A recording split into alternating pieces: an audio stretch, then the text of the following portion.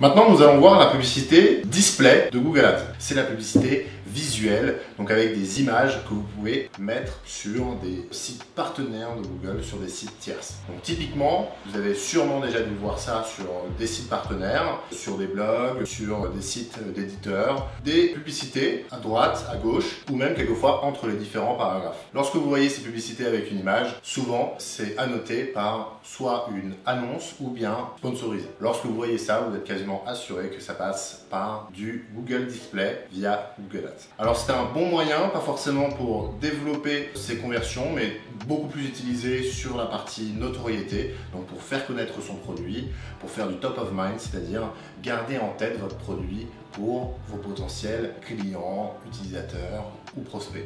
Aujourd'hui, créer du contenu n'est pas forcément facile. Vous pouvez, si vous voulez, utiliser par exemple des outils comme Canva. Ça vous permettra notamment de réaliser des posts et des publicités intéressantes que vous allez pouvoir facilement utiliser donc sur Google Ads. Canva, pour rappel, c'est un outil assez simple qui vous permettra de récupérer des templates, c'est-à-dire des thèmes de publicité qui existent déjà avec des images, avec déjà des belles polices d'écriture. Il vous suffira à peine de réécrire par-dessus. Vous pouvez modifier à peu près tout ce que vous voulez dessus et les réutiliser comme bon vous semble. C'est gratuit, il y a une partie payante avec davantage justement de thèmes que vous allez pouvoir réutiliser, mais la partie gratuite est déjà largement suffisante si vous souhaitez vous lancer dans la publicité visuelle comme sur le display. Le display, ça fonctionne beaucoup en CPM, donc c'est-à-dire en coût par 1000 impressions.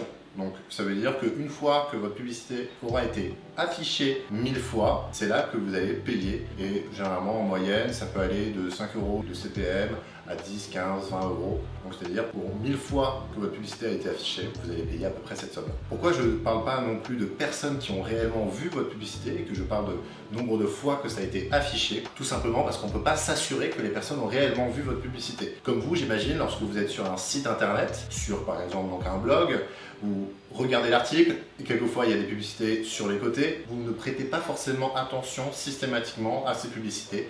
C'est pour ça qu'on n'est pas forcément certain que vous ayez réellement vu la publicité. Par contre, effectivement, elle a réellement été affichée. Et donc pour conclure, le display, très intéressant pour la notoriété, quelquefois utile pour la conversion, mais surtout pour travailler votre top of mind et donc la fréquence d'affichage de vos publicités à vos potentiels utilisateurs. Ça peut être aussi intéressant à utiliser en remarketing pour les personnes qui ont déjà acheté un produit ou qui ont consulté par exemple un produit mais qui n'ont pas acheté, qui l'ont laissé dans le panier. Ça peut être intéressant de leur proposer une publicité visuelle de leur produit qu'ils ont consulté. J'imagine que ça vous est déjà arrivé de consulter par exemple une paire de chaussures et ensuite de revoir cette paire de chaussures sur différentes plateformes et sur différents sites internet.